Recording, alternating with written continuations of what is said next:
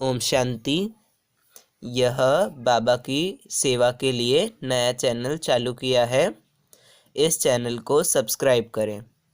ओम शांति। ओम शांति।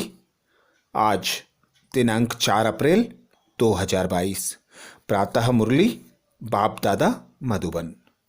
बाबा बोले, मीठे बच्चे, तुम कर्मयोगी हो, तुम्हें चलते फिरते याद का अभ्यास करना है। एक बाप के सिमरन में रहे नर से नारायण बनने का पुरुषार्थ करना है। मीठे बच्चे, तुम हो कर्मयोगी, तुम्हें चलते फिरते याद का अभ्यास करना है। एक बाप के सिमरन में रहे नर से नारायण बनने का पुरुषार्थ करना है। प्रश्न किया बाबा ने, निश्चय बुद्धि बच्चों की मुख्य निशानी क्या होगी? निश्चय बुद्धि बच्चों की मुख्य निशानी क्या होगी? उत्तर में बाबा बोले, उनका बाप के साथ पूरा पूरा लव होगा। बाप के हर फरमान को पूरा पूरा पालन करेंगे। उनकी बुद्धि बाहर नहीं भटक सकती। वह रात को जाग कर भी बाप को याद करेंगे। याद में रहकर भोजन बनाएंगे। गीत सुनाया बाबा ने, तूने रात गवाई सोए के, दिन गवाया खाई के। ओम शांति। पहले तुम बच्चों को निश्चय होना चाहिए कि बाबा यहाँ का निवासी तो नहीं है। परम धाम से यहाँ आकर हमको पढ़ाते हैं। क्या पढ़ाते हैं? ऊंचे ते ऊंचा बाप, ऊंचे ते ऊंची पढ़ाई, मनुष्य से देवता बनने की पढ़ाते हैं। यह पढ़ाई प्रसिद्ध है। इससे असुर से देवता अर्थात बंदर से मंदिर लायक बनते हैं। इस समय मनुष्यों की शक्ल भल मनुष्यों की है, परंतु विकार बंदर से भी जास्ती हैं। बंदर से तो मनुष्य में बहुत ताकत है, सीख कर ताकत को पाते हैं।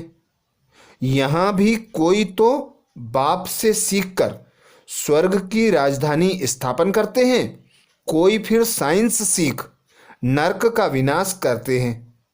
बरोबर स्थापना और विनाश का कार्य अब चल रहा है। विनाश हमेशा पुरानी चीज का होता है। वह सब रावण को सलाम करते हैं, सिर्फ तुम ही हो जो राम को सलाम करते हो। तुम बच्चे राम और रावण दोनों को जानते हो। मनुष्य कहते हैं व्यास ने गीता सुनाई, उसमें जो भगवानुवाद शब्द लिखा हुआ है वह सत्य है, परंतु भगवान का नाम बदली कर झूठा कर दिया है। बाबा कितना समझाते हैं। प्रदर्शनी में सिर्फ एक बात ही समझ जाएं कि गीता का भगवान निराकार शिव है, ना कि मनुष्य। यह भी समझते नहीं है। यह भी ड्रामा में नूंद है। सिर्फ सन्यासी हैं जो अपने को दुखी नहीं समझते। वास्तव में वह भी दुखी है जरूर, परंतु कहते हैं हम दुखी नहीं हैं, या तो कह देते हैं शरीर दुखी होता है। आत्मा थोड़े ही दुखी होती है। आत्मा सो परमात्मा है, वह कैसे दुखी होगी? यह उल्टा ज्ञान है। अब है ही झूठखंड। भारत स्वर्ग था तो सचखंड था। बाप समझाते हैं ड्रामा अनुसार दिन प्रतिदिन दुख बढ़ता ही जाएगा। भल कितने भी यज्ञ दान पुण्य आदि करें, परंतु परिणाम क्या निकला? नीचे ही गिरते गए। इस समय 100% भ्रष्टाचारी नरकवासी बन पड़े हैं। इसलिए बाप का आना ही ऐसे समय पर होता है जबकि सब दुखी हैं और सब एक्टर्स आ चुके हैं। थोड़े आते भी रहते हैं, मेजॉरिटी आए हुए हैं। अर्जुन अभी तो बहुत दुखी होंगे, भगवान को याद करेंगे। तुमको तो भगवान खुद ही पढ़ाते हैं, तो कितना अच्छी रीति पढ़ना चाहिए। बाप, टीचर, सदगुरु तीनों इकट्ठे मिले हैं। अब और किसके पास जाएं? बाप कहते हैं भल गृहस्थ व्यवहार में रहो, परंतु मुझ निराकार परमात्मा की मत पर चलो, तो तुम श्रेष्ठ बन सकते हो। और कोई गुरु गोसाई की मत पर नहीं चलो। तुम पूछते हो कि परम पिता परमात्मा से तुम्हारा संबंध है। तुम पूछते हो कि परम पिता परमात्मा से तुम्हारा क्या संबंध है। गॉड फादर है तो जरूर बाप से वर्षा मिलना चाहिए। नई दुनिया का किसी भी बुद्धि में नहीं आता। फादर माना रचयिता, किसी की भी बुद्धि में नहीं आता। फादर माना रचयिता, स्वर्ग की रचना करने वाला, परंतु वह है निराकार। आत्मा भी निराकार है, यह मनुष्यों को पता नहीं है। आत्मा का रूप क्या है, परमात्मा का रूप क्या है। आत्मा अविनाशी है, परमात्मा भी अविनाशी है। हर एक आत्मा में अविनाशी पार्ट भरा हुआ है। यह बातें जब सुनते हैं तो मनुष्यों की बुद्धि चक्री में आ जाती है। जिन्होंने कल्प पहले वर्षा लिया है वही पुरुषार्थ अनुसार सब बातों को समझ जाते हैं। अब तुम बच्चों की बुद्धि में पक्का निश्चय है और बाप के साथ लव भी है। शिव बाबा फरमान करते हैं, तो खाते पीते मुझे याद करो। याद से विकर्म विनाश होंगे और ऊंच पद भी पाएंगे। कोई भी भल यहाँ बैठे हैं परंतु बुद्धि बाहर भटक रही है, जैसे भक्ति मार्ग में होता है। माया का राज्य है ना, बुद्धि बाहर चली जाती है तो धारणा नहीं होती। मुश्किल कोई बाप के फरमान पर चलते हैं। बाप कहते हैं सिर पर पापों का बोझा बहुत है, इसलिए रात को जागकर मुझे याद करो तो तुमको बहुत मदद मिलेगी। चलते फिरते भी याद का अभ्यास करो। याद में रहकर भोजन बनाओ, इसमें बड़ी मेहनत है, घड़ी घड़ी भूल जाते हैं। बच्चों को अभ्यास बहुत अच्छी रीति करना है। 24 घंटे में 16 घंटे तो फ्री हो, बाकी 8 घंटे तो योग में जरूर रहना है।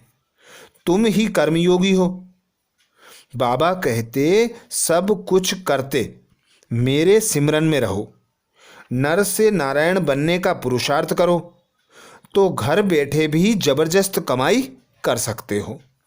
बड़े बड़े आदमी भी आएंगे परंतु टू लेट।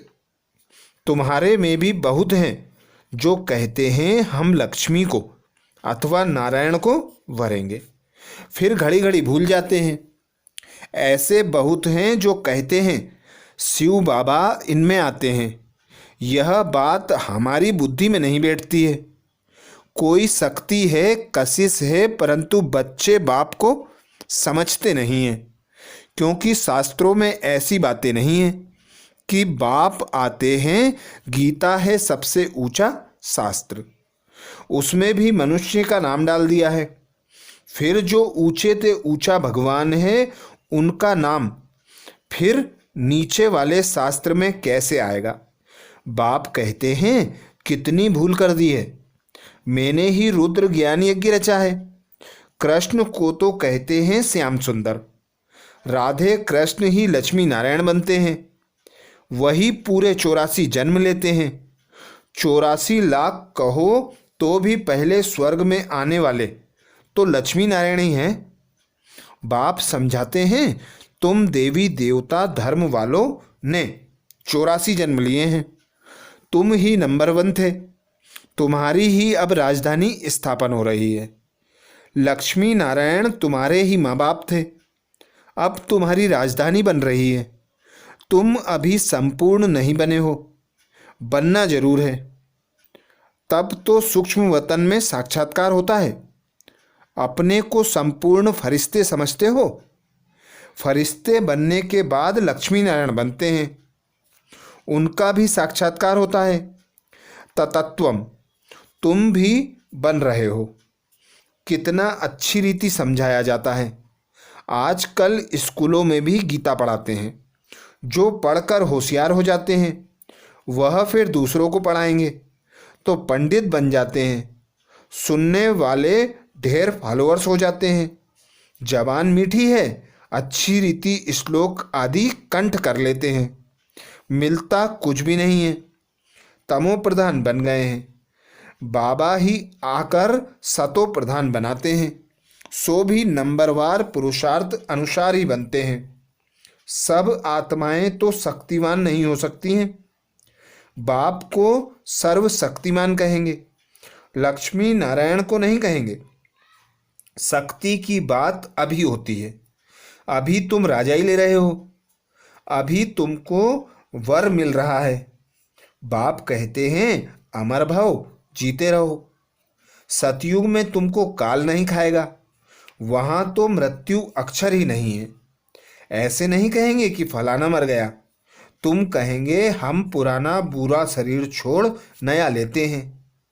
महाकाल का भी मंदिर है, उसमें सिर्फ शिवलिंग रख झंडियां आदि लगा दी हैं। ऐसे बहुत पत्थर होते हैं जिनको सोना लगा रहता है, फिर घिस घिस कर बनाते हैं। नेपाल में नदी की रेती में सोना बहकर आता था।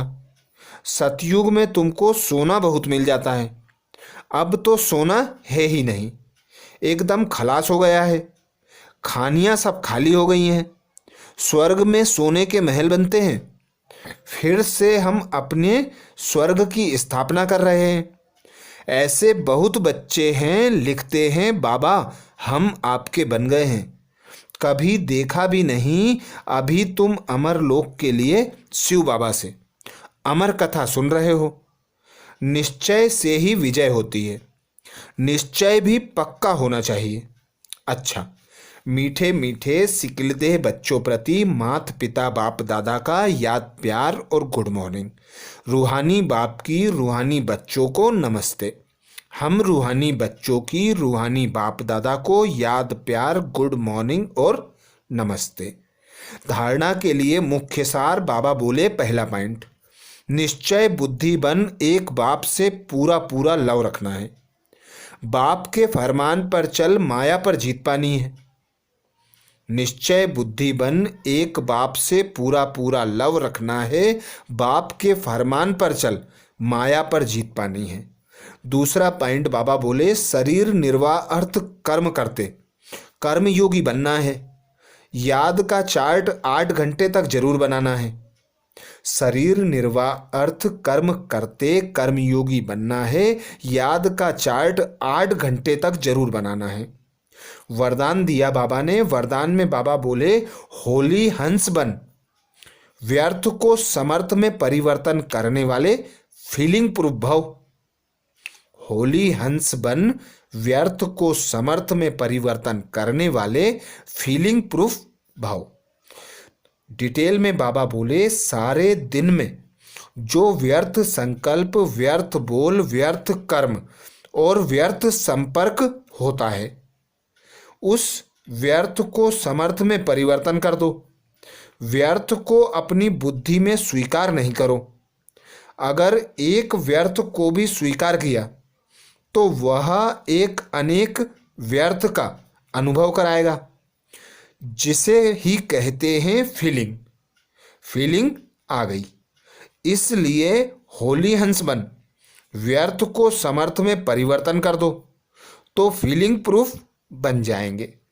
कोई गाली दे, गुस्सा करे, आप उसको शांति का शीतल जल दो। यह है होली हंस का कर्तव्य। स्लोगन में बाबा बोले, साधना के बीज को प्रत्यक्ष करने का साधन है बेहद की वैराग्य वृत्ति। साधना के बीज को प्रत्यक्ष करने का साधन है बेहद की वैराग्य वृत्ति। मातेश्वरी जी के महावाक्य। मातेश्वरी जी ने अटेंशन खिंचवाया, परमात्मा को त्रिमूर्ति क्यों कहते हैं। मातेश्वरी जी बोली, परमात्मा को त्रिमूर्ति क्यों कहते हैं। उन्होंने कौन से 3 रूप रचे। अवश्य उन्होंने 3 रूप ब्रह्मा विष्णु शंकर के रचे हैं। वह जब खुद आते हैं तो तीनों रूपों को अपने साथ लाते हैं। ऐसे नहीं कहेंगे कि उन्होंने यह तीनों रूप अलग अलग रचे हैं, इकट्ठा ही रचे हैं, आगे पीछे नहीं रचे। तो परमात्मा ही कहते हैं कि यह रचना मेरी है, क्योंकि मैं साकारी, आकारी और निराकारी तीनों सृष्टि का मालिक हूँ। मैं साकारी लक्ष्मी नारायण देवता रूप में नहीं हूँ, वे तो साकारी देवीय गुणों वाले मनुष्य हैं, और मैं अव्यक्त देवता ब्रह्मा विष्णु शंकर में भी नहीं हूँ। भल यह आकारी देवता पुनर्जन्म में नहीं आते हैं, मगर मैं वो भी नहीं हूँ। यह सारी मेरी डिनाइस्टी है, अर्थात यह सारी मेरी डिपार्टमेंट है। जब मैं खुद आता हूँ तो सारी डिपार्टमेंट साथ में लाता हूँ, और उन्हों द्वारा ही देवीय सृष्टि की स्थापना, आसुरी दुनिया का विनाश तथा नई सृष्टि की पालना करने के लिए आता हूँ। मैं तो डायरेक्ट ऊपर से पवित्र आत्मा आता हूँ, और मैं जिस मनुष्य तन में आता हूँ वह भी बहुत जन्मों के अंत के जन्म में तमोगुण वाले हैं। उस तन में प्रवेश होकर उसको भी पवित्र बनाता हूँ, जिसका भविष्य जन्म सर्वगुण संपन्न 16 कला संपूर्ण श्री कृष्ण है। क्योंकि परमात्मा तो सर्वगुणों का सागर है, विक्रमाजीत है, उनसे सेकेंड नंबर श्री कृष्ण बनता है, जिसके फिर अंत का जन्म ब्रह्मातन है। परमात्मा के मुआफिक पवित्र आत्माएं कोई भी नहीं है, उन्हों को पवित्र बनाना पड़ता है, इसलिए परमात्मा को ही सुप्रीम सोल कहते हैं। मातेश्वरी जी ने दूसरा पॉइंट बोले, बिगड़ी हुई तकदीर बनाने वाला परमात्मा है, बिगड़ी हुई तकदीर बनाने वाला परमात्मा है। अब यह तो मनुष्य जानते हैं कि तकदीर बनाने वाला वो एक परमात्मा ही है। परमात्मा को कहा जाता है तकदीर का मालिक। वो आकर हम आत्माओं की तकदीर बनाते हैं। जो बिगड़ी हुई तकदीर है उन्हों को नया बनाने वाला परमात्मा है। बाकी यह जो मनुष्य कहते हैं तकदीर बनाना व बिगाड़ना परमात्मा के हाथ में है, अब यह कहना सरासर भूल है। तकदीर बनाना परमात्मा के हाथ में है, परंतु जब मनुष्य उस तकदीर बनाने वाले को भूलते हैं तब उनकी तकदीर बिगड़ जाती है। गोया तकदीर को ही बिगाड़ना मनुष्य के हाथ में है। जब मनुष्य अपने आप को भूलते हैं, अपने बाप को भूलते हैं, तब ही मनुष्य से उल्टा कार्य होने के कारण वो अपनी तकदीर को लकीर लगाते हैं। तो बिगाड़ने वाला हुआ मनुष्य और बनाने वाला हुआ परमात्मा। इसलिए परमात्मा को सुखदाता कहते हैं, ना कि दुखदाता कहेंगे। देखो, अगर परमात्मा स्वयं ही इस सृष्टि पर अवतरित होते हैं तो सभी मनुष्यों की बिगड़ी हुई तकदीर बनाते हैं, अर्थात सबको सद्गति दे देते हैं। तभी तो परमात्मा को सभी मनुष्य आत्माओं का उद्धार करने वाला कहते हैं। परमात्मा कहते हैं, हे बच्चे, मैं इस संगम पर आए सबकी तकदीर बनाता हूँ। ऐसा नहीं कोई की तकदीर बने और कोई की ना बने, परंतु परमात्मा तो सबकी तकदीर बनाते हैं, क्योंकि सभी मनुष्यों का सारी सृष्टि से संबंध है। तभी तो परमात्मा के लिए कहते हैं, तकदीर बनाने वाला जरा सामने तो आओ। तो यही सबूत है कि परमात्मा तकदीर बनाने वाला है। अच्छा, ये थे बाबा के महावाक्य। ओम शांति।